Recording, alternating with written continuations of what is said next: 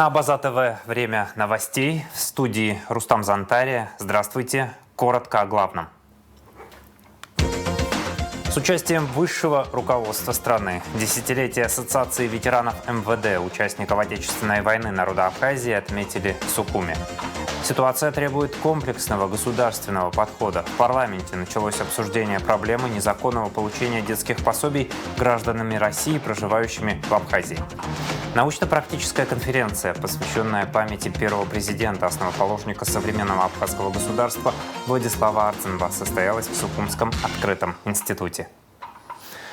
Документальный фильм «Жизнь – это Родина», созданный при участии журналистов Абаза ТВ, был показан на Первом канале. В описании отмечается: в большую политику Владислав Арцинба вошел в один из самых сложных периодов истории Советского Союза, в том числе и Абхазии. Возглавив республику, он стал не только политическим, но и духовным лидером народа. Особенно его лидерские качества раскрылись в период грузино-абхазской войны 1992-1993 годов. Под руководством президента Владислава Арцинба принимается Конституция страны, проходит становление абхазской государственности, формирование институтов власти. Кем был этот человек и почему его личность играет огромную роль для Кавказа и для России в целом, попытались разобраться журналисты Семен Пегов, Марианна Котова, Лиана Ибжноу и Руслан Хашик.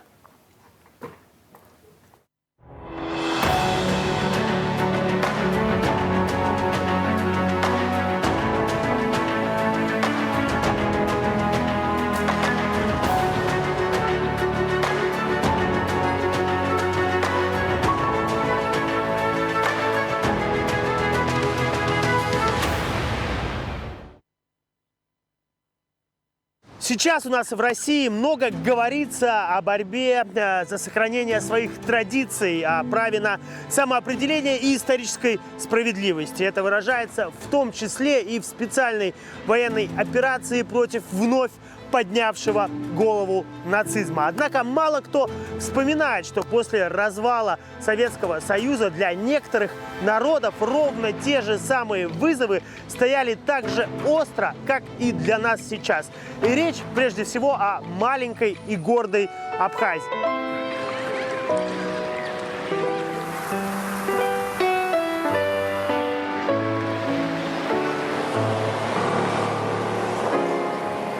Именно здесь больше 30 лет назад обычные ополченцы и добровольцы столкнулись с тем злом, которое пробудилось на постсоветском пространстве в начале 90-х.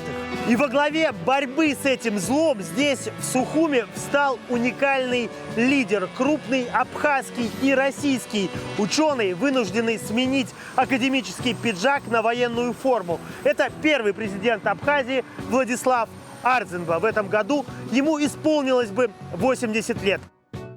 Он всегда сожалел о том, что ему пришлось уйти из науки. Для него это было самое главное. Но жизнь так уж повернулась. Он изучал ведь культуру собственного народа, проникал, что называется, в самую глубину. И вот эти вот традиции, которые, слава богу, до сих пор какие-то сохранились, это очень приятная вещь, потому что таким образом, сохраняя свои традиции, ты как абхазец, ты еще жив. Кем был этот человек и почему его личность играет огромную роль для Кавказа и для большой России в целом, я попытался разобраться вместе со своими абхазскими коллегами Марианной Котовой, Лианой Ибжноу и Русланом Хашик.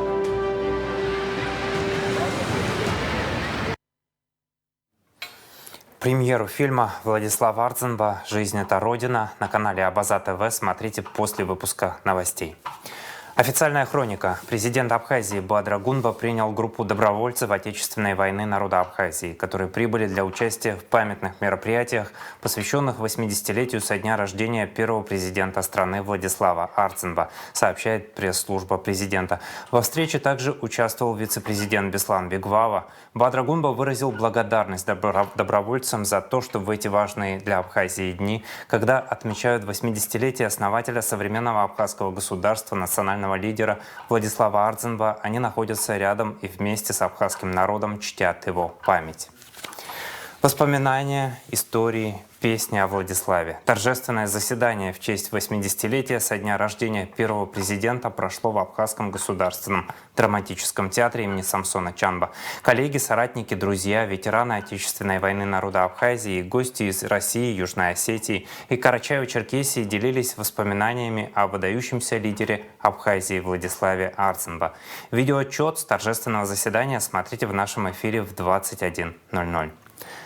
Научно-практическая конференция, посвященная памяти первого президента, основоположника современного абхазского государства Владислава Арцинба, состоялась в Сухумском открытом институте. В рамках мероприятия приглашенные спикеры, друзья, соратники и коллеги Владислава Григорьевича, которые поделились со студентами воспоминаниями о лидере абхазского народа. Слово Ради Чачаба. Памятные мероприятия, посвященные 80-летию Владислава Арцинба, продолжились и сегодня. Друзья, сподвижники, коллеги и современники первого президента посетили научно-практическую конференцию Сухумского открытого института, создание которого когда-то Владислав Григорьевич поддержал лично. 97 год, да, в августе месяце, я помню, я хепшись валашу, я сидел, Айзера Хамана Годжа, Хаштазы, Олегу Алексеевна, кафедры Ждукулов. Это сентябрь, значит, вот такое собрание было. И обшпа уху я илал это зал, а зала че я илал это студентча, а вайтаз и халазе, ус шипшваз сиштех дайнаджи Валерий Андреевич Арцинба, а успка и на пальце вид сояичка разрыва сиштех адвиганцы. Владислав Григорьевич стал основателем всех направлений жизни нашего государства. Вы знаете, то, что создан наш вуз, мы вообще-то никогда и не мечтали, учредители, что это будет отдельный вуз. Мы думали, что это будет вуз в вузе. Но когда Заур Иванович Шалашава сказал ему об этой идее, он сразу дал направление. Он сказал, вы должны быть отдельным вузом, самостоятельным вузом, чтобы дать возможность выбора будущему поколению между двумя вузами, и дал нам путевку в жизнь. После приветственных речей перед собравшимися студентами с интересом, внимающими каждому слову спикеров, выступил соратник и друг Владислава Арцинба, видный государственный и общественно-политический деятель Абхазии, кавалер ордена Ахзапша первой степени Сократ Джинджолия. Сократ Рачевич тепло поприветствовал студентов и рассказал, что первый президент, известный и талантливый ученый, придавал огромное значение именно сфере образования. Владислав Григорьевич придавал огромное значение образованию нашей молодежи. Даже во время войны он запретил призывать в армию ребят, которые обучались в вузах. В России, у нас, вы знаете, какое положение было.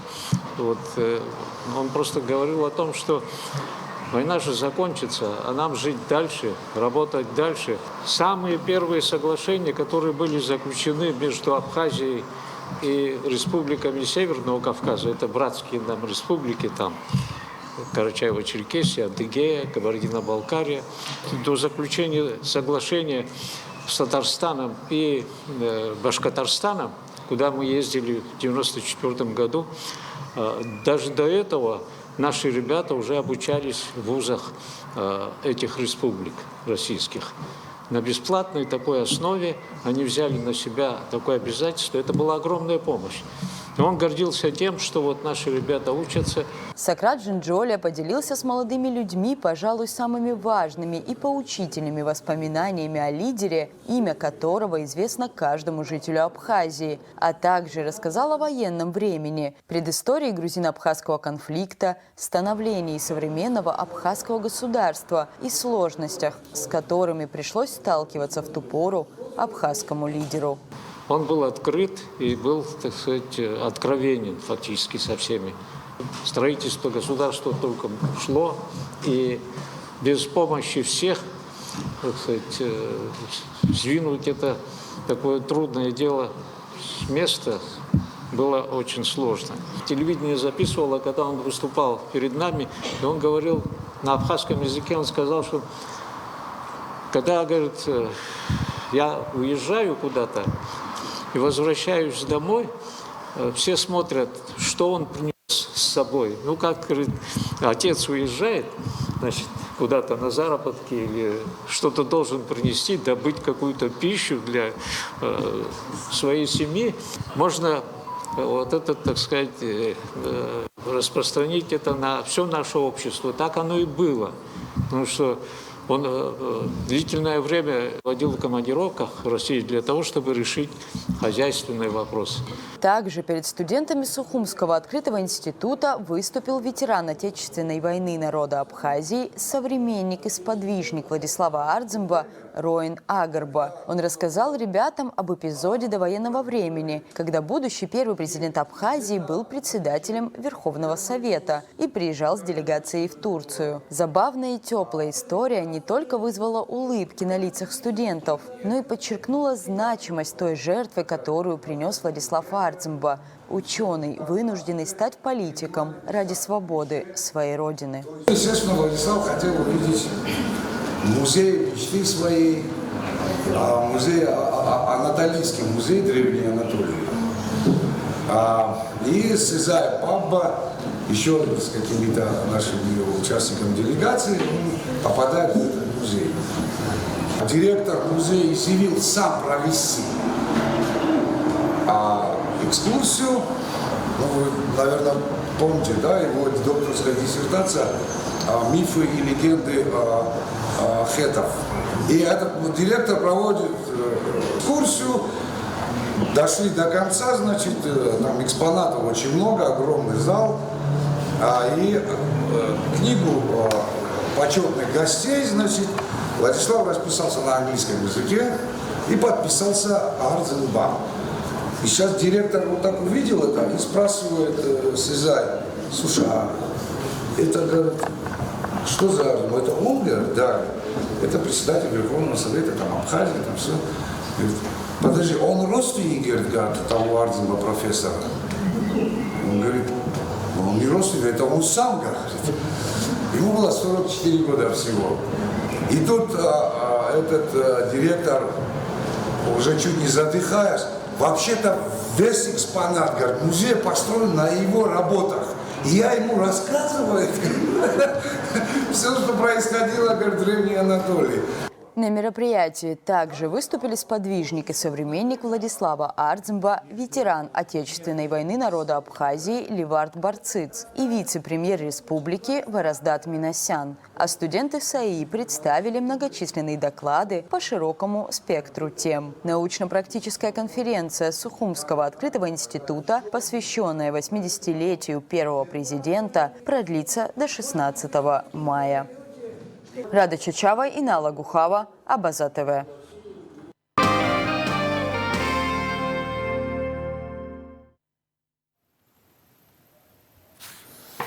Десятилетие Ассоциации ветеранов МВД, участников Отечественной войны народа Абхазии, отметили в Сухуме. В торжественных мероприятиях приняли участие президент Бадра Гунба, вице-премьер, министр внутренних дел Роберт Киут, представители Минобороны, ветераны и коллеги из России. Мероприятие началось у мемориала павшим милиционерам и продолжилось торжественным собранием. Репортаж Заура Кварчи.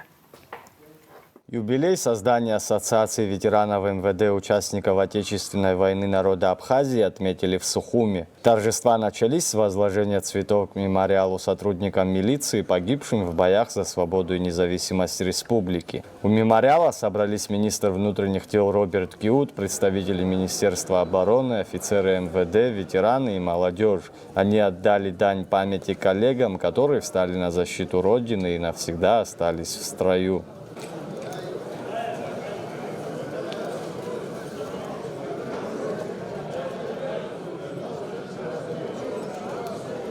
Продолжилось мероприятие торжественным собранием в актовом зале МВД. Героический путь милиции Абхазии в годы войны вспомнил в своем выступлении председатель Ассоциации ветеранов МВД Аслан Гебия. Он напомнил, именно милиционеры, не раздумывая, встали в первые ряды защитников Родины, создавали взводы, батальоны, командовали фронтами. Когда народ нашей страны встал на защиту своей Родины, не раздумывая ни одной минуты, из первых на защиту стали сотрудники милиции. В начале войны сотрудники милиции примыкали к разным группам, но через какое-то короткое время стали создавать свои подразделения. Взвода, роты, батальоны. И командовали всеми преимущественно сотрудники милиции во всех подразделениях. В последующем командующими стали на Восточном фронте Кишмария Мераб Борисович, на Западном Смыр Виталий Хазаратович. Его именем сегодня названа Высшая школа милиции МВД Абхазии. Были сформированы милицейские батальоны из числа сотрудников милиции. К сожалению, многих уже не стало. Проявляя бесстрашие и героизм, сотрудники милиции, как и весь наш народ, приближали победу, освобождая нашу родину от грузинских оккупантов. Поздравить ветеранов пришел и президент Абхазии Бадра Гунба. В своем выступлении он подчеркнул, что ветераны МВД остаются примером мужества и чести для новых поколений, а их вклад в победу и послевоенное восстановление бесценен. В сложные послевоенные годы вы, рискуя жизнью, и днем, и ночью несли службу по наведению общественного порядка и обеспечению безопасности граждан. В сложные времена сотрудники милиции вели ожесточенную борьбу против грузинских диверсантов, которые проникали на территорию Абхазии. Более 70 милиционеров погибло при выполнении служебного долга в послевоенные годы. Мы преклоняем головы перед памятью храбрых офицеров. Дорогие ветераны, бесценны ваши знания и опыт, которые вы передаете молодому поколению сотрудников органов внутренних дел, для которых являетесь примером бескорыстного служения Отечеству. Желаю вам крепкого здоровья, удачи и благополучия. Поздравления и слова признательности прозвучали и от российских коллег. Геннадий Шемек зачитал приветственный адрес от ветеранской организации Краснодарского края. Коллеги из России приветствуют вас, кто отдал многие годы служения Родине, беззаветно выполняя свой служебный и гражданский долг по охране законности и правопорядка. Этот светлый праздник для каждого имеет безграничную ценность. Исполненный вами труд без сомнения является олицетворением чести и долга, лучших традиций Министерства внутренних дел Республики Абхазия. Вице-премьер-министр внутренних дел Роберт Киут особо отметил в своем выступлении роль ассоциации в патриотическом воспитании молодежи. Ассоциация за прошедшие 10 лет стала неотъемлемой частью патриотического, нравственного и исторического воспитания молодежи. Вы храните память о павших, помогаете боевым товарищам, участвуете в общественной жизни страны и вносите неоценимый вклад в укрепление связи поколений. Сегодня, в мирное время, мы склоняем голову перед светлой памятью тех, кто не вернулся с войны, и благодарим живущих за мужество и стойкость, которые по сей день служат примером служебного и гражданского подвига. Поздравительный адрес от министра обороны зачитал его заместитель, полковник Давид Бжаня. Он подчеркнул, героический вклад милиционеров вписан в летопись не только МВД, но и всей республики. Встав на защиту нашей Родины в годы Отечественной войны народа Абхазии, сотрудники милиции героически защищали отчизну. Сегодня в структуре Министерства внутренних дел работают люди, которые не понаслышке знают о тех вызовах, о тех сложных моментах, которые существуют на сегодняшний день в Республике Абхазия. Проявляя мужество и героизм, они противостояли тем, кто приступал закон. Эти примеры навсегда останутся в летописи отечественной милиции.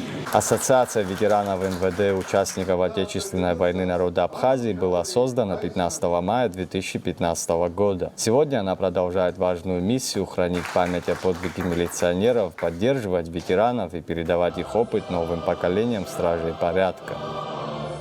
Заур Кварджа, Торни Камичба, Абаза ТВ. Комитет по государственно-правовой политике проголосовал за рассмотрение кандидатуры Атгура Агрба на должность генпрокурора Абхазии на ближайшем заседании сессии парламента. В соответствии со статьей 76 Конституции Абхазии и статьей 12 Закона Республики о прокуратуре, Президент Баадрагунба внес на рассмотрение парламента представление о назначении на должность генерального прокурора Адкура Аграба.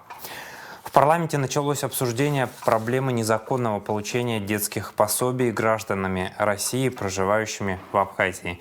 Заседание инициировали руководители двух парламентских комитетов Дауд Хутаба и Рашида Айба после многочисленных обращений от жительниц Абхазии. Для обсуждения проблемы и поиска решения в заседании приняли участие глава администрации президента Беслан Эшба, министр юстиции Анри Барцыц, министр иностранных дел Олег Барцыц, министр социального обеспечения Руслан Аджба, омбудсмен Анна Скишмари, а также представители СГБ и МВД. Слово нашим корреспондентам. Расширенное заседание двух комитетов по государственно-правовой политике и по социальной политике, труду, здравоохранению, демографии и делам ветеранов и инвалидов войны открыл спикер парламента Лаша Ашуба. Тема встречи – участившиеся в последнее время задержания и уголовные преследования граждан Абхазии, получающих детские пособия в России. Сегодня наша встреча посвящена теме, которая активно обсуждается и в обществе, и нашими гражданами, в том числе обсуждалась в парламенте. Это вопрос, связанный с материнским капиталом и пособиями. Собственно, поэтому решили сегодня встретиться, обсудить вообще текущую ситуацию. У депутатов была соответствующая инициатива, и вот решили на площадке Комитета по государственно-правовой политике и социального комитета такие небольшие слушания организовать и выслушать точки зрения и понять, как быть с этим вопросом. Мы с Рашидой Азаретовной решили поработать с этим вопросом, да, и действительно комитет расширенный такой, совместный, создать из-за того, что к нам обращается немалое количество наших сограждан с очень серьезными проблемами. Эти проблемы, надо признать, как юрист, я должен сказать, что эти проблемы, к сожалению, очень трудно решаемы. И понятно, что в ряде случаев, да и в большинстве, наверное, случаев, есть и определенная вина наших граждан, наверное, в том, что так сложилось. Но надо понимать, что наши граждане, это в любом случае наши граждане, и мы в любом случае должны защищать их интересы настолько, насколько мы можем себе это позволить. В расширенном заседании двух комитетов приняли участие представители исполнительной власти. Депутаты попросили их коротко высказаться по теме встречи. Конечно же, этим вопросом не то что озабочен я, президент и все структуры исполнительной власти, которые так или иначе касаются этого вопроса, задействованы в решении данного вопроса. Очень хорошо, что мы в таком составе обсудим совместно выработанную позицию, не только позицию, а возможные варианты решения этого вопроса. Если они есть, давайте искать вместе. Они наверняка есть, но все зависит от того, какие силы и средства для этого нужно задействовать. Расцениваю это как свидетельство того, что исполнительная власть, депутатский корпус, администрация президента понимают всю важность, актуальность, чувствительность, я бы так сказал, всего вот этого спектра вопросов и проблем и намерены незамедлительно приступить к решению этих вопросов. По сути, это безальтернативный ход. Мы обязаны, как вы совершенно справедливо сказали, защищать интересы наших граждан настолько, насколько это возможно в рамках законодательств двух стран. Министр юстиции Анри Барцыц и министр социального обеспечения Руслан Аджба отметили, что уже давно занимаются проблемами жителей Абхазии с двойным гражданством, получавших российские пособия. Но ситуация требует комплексного государственного подхода. Мы пытались в таком единоличном формате оказывать содействие нашим гражданам. Дальше стало понятно, что обращения увеличиваются, количество людей, которые столкнулись с этой проблематикой, увеличивается, и в этой связи есть определенные системные решения, которые уже начали реализовываться. Чуть позже мы об этом подробнее проговорим. И, разумеется, совместная работа в рамках решения этого сложного процессуального вопроса, за которым стоит нормативные преграды и международные трудности. Я думаю, что вместе мы к определенному решению придем. Спасибо за приглашение. Мы уже, как уже сказано было, занимаемся этим вопросом уже некоторое время, но пришли к тому, что на уровне межведомственных отношений решить этот вопрос уже не получается, и потому необходимо принять совместные усилия, и мы надеемся, что совместными усилиями мы к чему-то придем. Глубокую обеспокоенность ситуацией выразила омбудсмен Анна Скишмария и представитель МВД Инал Маршания. Это участившийся случай уголовного преследования граждан Республики Абхазия, имеющих гражданство Российской Федерации, в связи с оформлением и получением социальных выплат для детей. Ситуация, с которой мы имеем дело, вышла за рамки частных случаев и носит системный характер, оказывая не только правовые, но и гуманитарные последствия для добросовестных граждан.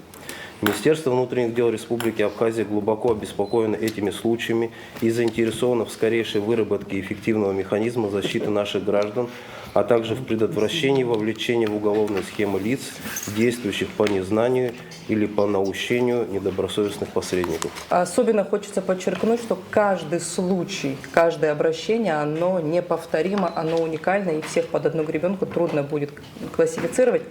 Тем не менее, да, наши сограждане, им проще разрешать свои проблемы самостоятельно, нежели обращаться к уполномоченным органам. И массовость, которую набирает, да, она на самом деле еще больше, чем то, о чем мы с вами будем говорить и обсуждать. То есть цифры, количество людей, пострадавших от этих санкций, будет огромное.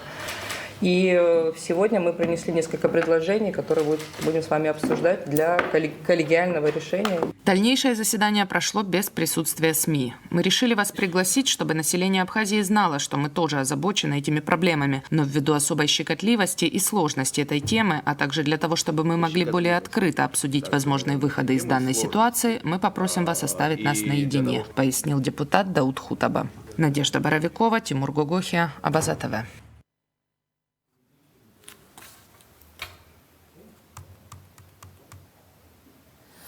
Люди и даты. 15 мая 1910 года родился Архип Лабаху, государственный и общественный деятель. Выпускник Московского горного института, прошел трудовой путь от горного мастера до управляющего треста «Ткварчал-Уголь». Работал председателем Совмина Абхазской ССР, заместителем председателя правительства Грузинской ССР. Лабаху избирался депутатом и руководителем партийных и государственных органов Абхазии, Грузинской ССР и СССР. 14 мая 1935 года родился Мирот Гошба, общественный деятель, кавалер ордена Леона, участник национально-освободительного движения, абхазский сказитель. В мае 1993 по поручению Владислава Арцинба вместе с Феней Авицба и Рушбеем Смыр находился в Турции, встречался с представителями абхазской диаспоры. В 2006 в Сухуме вышла его книга на абхазском языке «Родник Хурбыца», где собраны его статьи, записи об абхазском этикете, обычаях, языке. Большая дружба связывала его с выдающимися людьми: Владиславом Арцинбом, Мушня Хварцке, абхазскими писателями, учеными, художниками, актерами. Мирот Гошба геройски погиб в ожесточенных боях за освобождение города Сухум. В субботу на канале Абаза ТВ смотрите передачу о Мироте Гошба. 15 мая 1929 года родился Валериан Османович Кубахи, один из выдающихся государственных и политических деятелей Абхазии. В 1965-75 годах первый секретарь Абхазского областного комитета Компартии Грузии. С 1978 до 1990 года был председателем Президиума Верховного Совета Абхазской ССР. Валериан Кубахи был горячим патриотом, беззаветно преданным своему народу и своей родине, который, несмотря ни на что, мог отстаивать свою принципиальную позицию, что не нравилось грузинским властям. Его всячески старались сместить с должности, но, как часто говорил он сам, при этом не терял ничего, кроме своих целей. 15 мая 1955 года родился Игорь Хварцке, поэт, прозаик, член Ассоциации абхазских писателей и Союза журналистов. В разное время работал корреспондентом Абхазского радио и газеты «Абснахапщ», редакции издательства «Алашера» в газете «Республика Абхазия». Публикуется с 1980 года. В 2008 году вышел сборник его рассказов «Гора мудрецов». Хварцке — составитель фотоальбома «Святые и живописные места Абхазии», сборника фольклорных материалов «Абхазские сказки и легенды».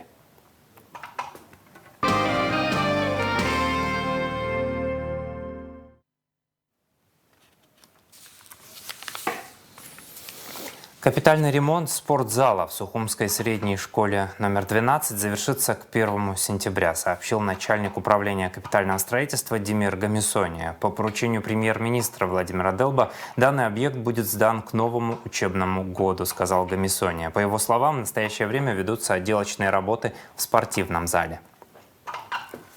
Были начаты в 2024 году, однако из-за отсутствия лимита финансирования работы были приостановлены. В текущем году по поручению премьер-министра работы по капитальному ремонту были возобновлены. Стоит задача выполнить все работы по капитальному ремонту в срок до 1 сентября. На текущий момент проводятся работы по капитальному ремонту раздевалок, санузлов. Также проведены работы по капитальному ремонту кровли спортивного зала. И проводятся работы по устройству фасада, так как из-за обильных осадков проступала сырость на стенах, и эти работы необходимо было провести. Работы выполняются качественно. По нашей оценке все будет выполнено в срок. Общая стоимость мероприятия составляет 12,5 миллионов рублей. Видеомост Сухум-Москва, посвященный смене маршруты Абхазии арт-кластера Таврида, прошел в пресс-центре «Спутник». Из Москвы в эфир вышла руководитель департамента сопровождения творческих индустрий арт-кластера Таврида Диана Кавелла. С абхазской стороны в видеомосте участвовали статс-секретарь Госкомитета по делам молодежи и спорта Идрис Кара Османоглы и начальник молодежного отдела Беслан Аршба. Участники обсудили организацию медиапроектов в сфере туризма с акцентом на разработку уникальных туристических маршрутов по территории Абхазии. Участники конкурса будут работать в командах, что даст возможность наладить профессиональные связи и коммуникации. Победители смогут представить свои проекты Министерству туризма для их возможной реализации. Отбор проходит онлайн, регистрация продлена до 18 мая и будет выбрано 70 представителей из Абхазии.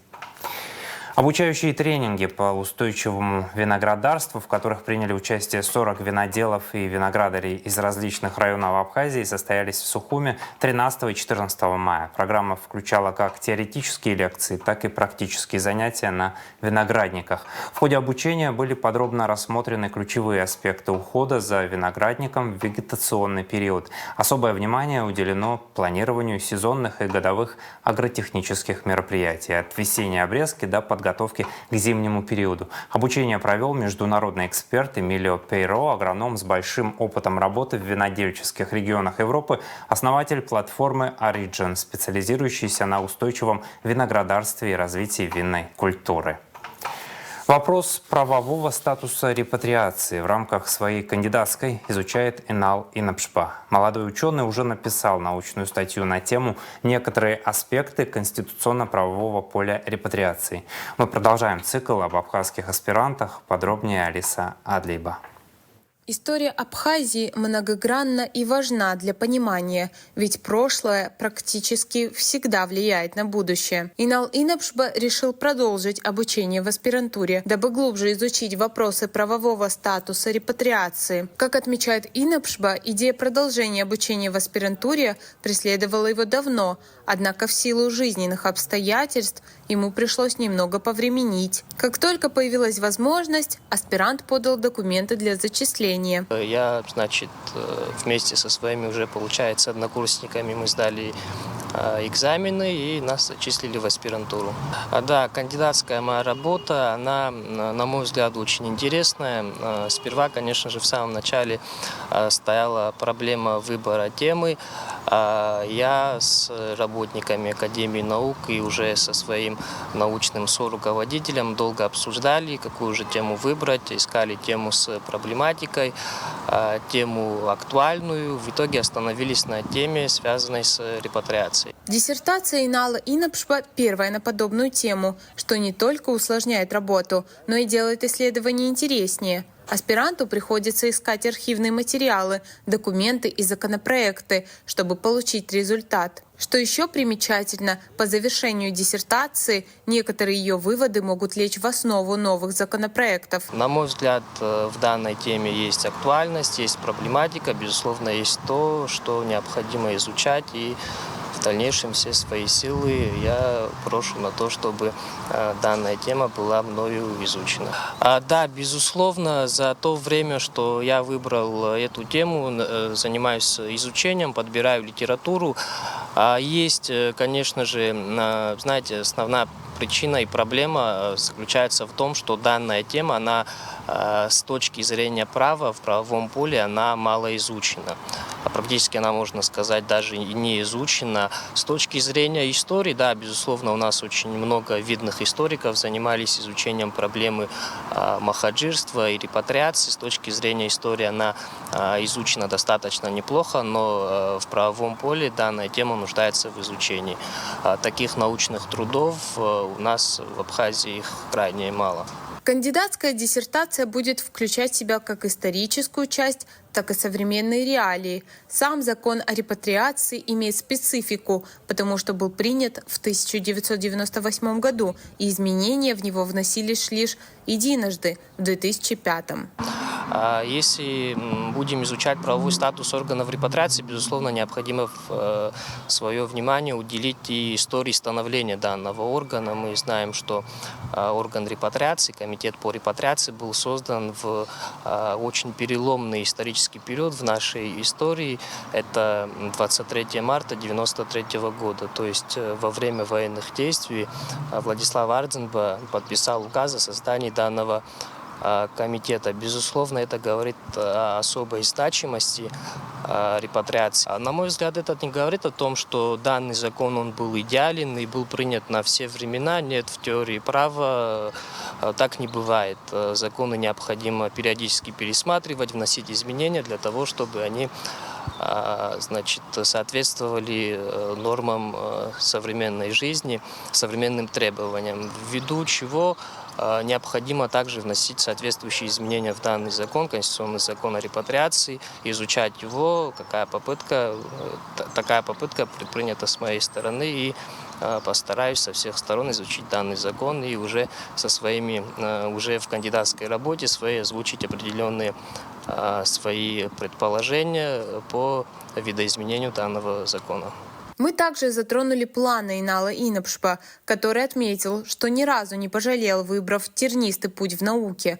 Каждому молодому специалисту он желает продолжать учиться и узнавать новое. Сам же аспирант не останавливается на достигнутом и хочет масштабировать свой труд. У меня есть такая идея, сама кандидатская работа, она будет написана, я занимаюсь написанием этой работы, но она будет написана на русском языке. Есть такая идея, как перевести на абхазский и уже в виде монографии выпустить эту книгу.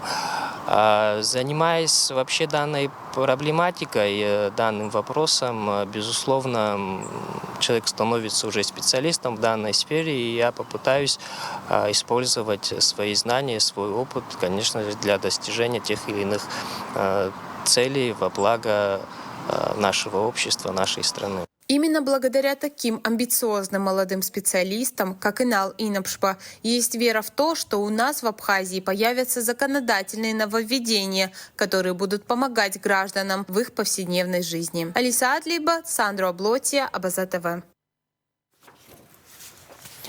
Второй республиканский семинар молодых литераторов провели в Национальной библиотеке. Организовал семинар Союз писателей Абхазии. Приветствуя участников семинара, председатель Союза Вахтанг Абхазол отметил важность вовлечения молодых писателей в литературный процесс на родном языке. С напутственными словами к молодежи обратились поэты Геннадий Алами, Гунда Квициня и Гунда Сакани.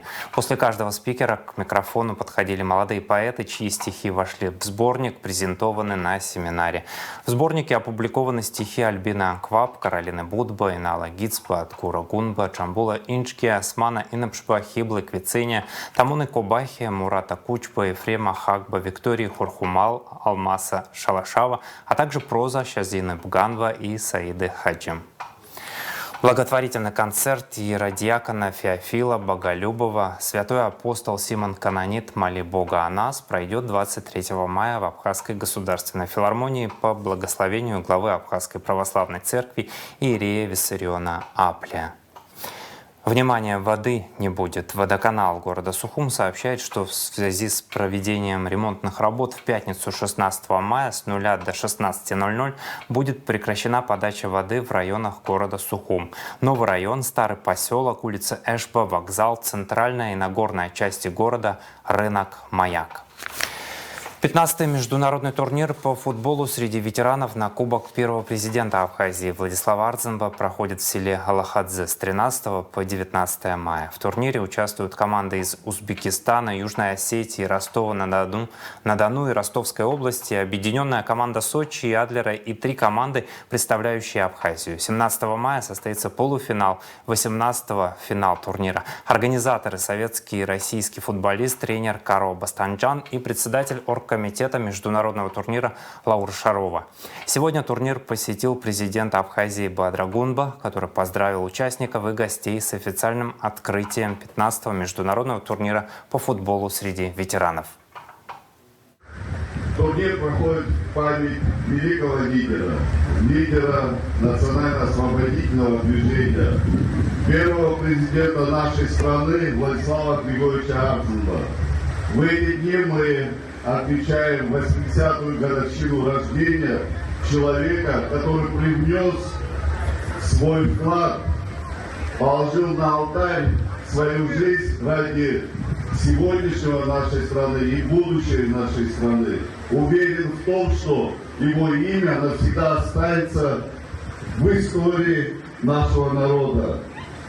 В эти дни мы также отмечаем 80-ю годовщину Великой Отечественной войне,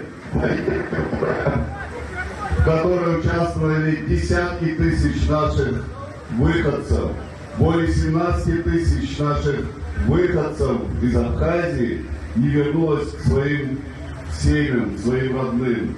Мы чтим и память этих людей и уверен, все наши дальнейшие помыслы, действия будут направлены на сохранение памяти людей, которые дали нам возможность жить и развиваться. Еще раз поздравляю вас с этим замечательным турниром. Благодарю организаторов. Уверен, что границы этого турнира будут расширяться. Спасибо. В завершение о погоде. В пятницу 16 мая в Абхазии ожидается переменная облачность, без осадков, местами возможен туман. Атмосферное давление 763 мм ртутного столба, ветер слабый и умеренный, температура воздуха ночью от 8 до 13, днем от 17 до 22 градусов. Температура морской воды 15 градусов, волнение морской воды умеренное, относительная влажность воздуха от 60 до 80%.